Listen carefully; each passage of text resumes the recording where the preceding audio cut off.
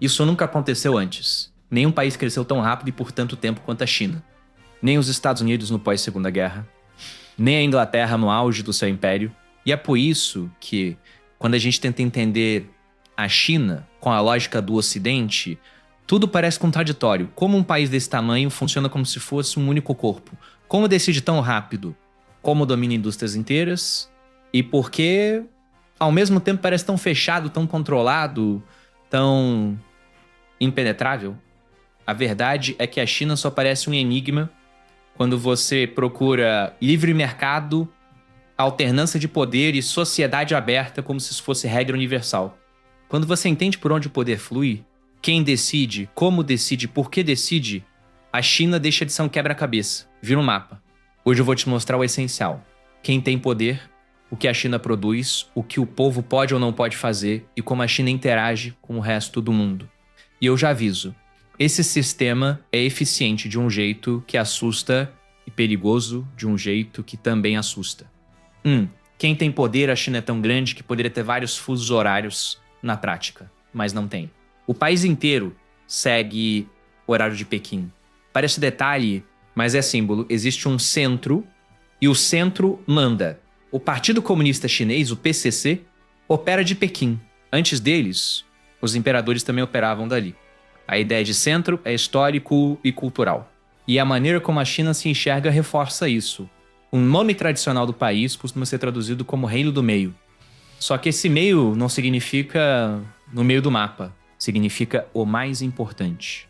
O centro do mundo. E se você aceita essa identidade, a consequência é óbvia. Quem lidera esse centro se sente autorizado a exercer controle total. Depois da Segunda Guerra, a China retomou a Guerra Civil. Em 1949, o PCC venceu e virou, na prática, o único poder político real. O grupo derrotado fugiu para Taiwan e daí nasce uma parte central da tensão Taiwan-China continental.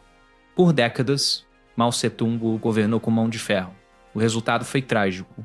Políticas desastrosas, perseguições, medo e milhões de mortes. Tão traumático que, depois da morte dele, o partido criou uma trava para evitar um novo imperador. 2 mandatos de 5 anos. Aí entra Xi Jinping. Ele sobe como quem entende o jogo interno melhor do que todo mundo.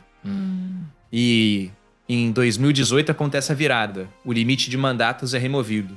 Resultado, Xi vira, na prática, um líder sem data. E quando você tem um partido único, um centro decisório e um líder permanente, você ganha algo raríssimo. Coordenação nacional com foco e continuidade. E essa coordenação começa pelo que a China faz, produção. 2. O que a China produz e por que isso muda o jogo no Ocidente, a gente imagina a economia como empresas competindo e o Estado regulando. Na China, em setores estratégicos, o Estado não só regula, ele possui. Existem as chamadas empresas estatais presentes em energia, mineração, bancos, infraestrutura, defesa, telecom, a espinha dorsal do país. E isso permite uma coisa poderosa: escolher vencedores. Pensa no exemplo da energia solar. Se o partido decide que a China vai dominar painéis solares globalmente, isso não depende do mercado escolher. O PCC controla bancos gigantes. E esses bancos recebem o recado: empreste muito dinheiro, a juros baixos, para a empresa do setor escolhido. Enquanto isso, uma empresa solar no Brasil ou no ZEE toma crédito normal, juros mais altos, mais risco, mais travas. Se a empresa chinesa tem financiamento barato, ela pode vender mais barato sem ser necessariamente melhor. Ela já larga na frente. E não por aí. Conexão com rede elétrica, acesso a insumos, licenças e logística. Tudo fica mais fácil quando o sistema inteiro empurra na mesma direção. É assim que a China ganha escala e domina os setores como solar, baterias, carros elétricos, aço e construção naval. Só que esse modelo tem custo. E o custo aparece quando a pergunta muda. Ok. E as pessoas? O cidadão comum pode ir e vir? Pode falar o que pensa? Pode desafiar o sistema? Aí entramos no ponto 3. 3. O que o povo pode fazer e o que não pode. Existe um sistema chamado RUCAL, um registro de residência que define onde você pertence oficialmente. E isso muda a sua vida. Porque acesso à escola, saúde, moradia e benefícios depende desse registro. Quer sair do interior e viver em Pequim com os mesmos direitos de quem nasceu lá? É muito difícil, a menos que você tenha habilidades raras ou conexões. Você até pode se mudar, mas sem o local vira um cidadão de segunda. Escola pior, serviços limitados, moradia precária e estigma social. Parece cruel, mas para o Estado isso é útil, permite controlar a migração interna e direcionar a mão de obra para onde interessa.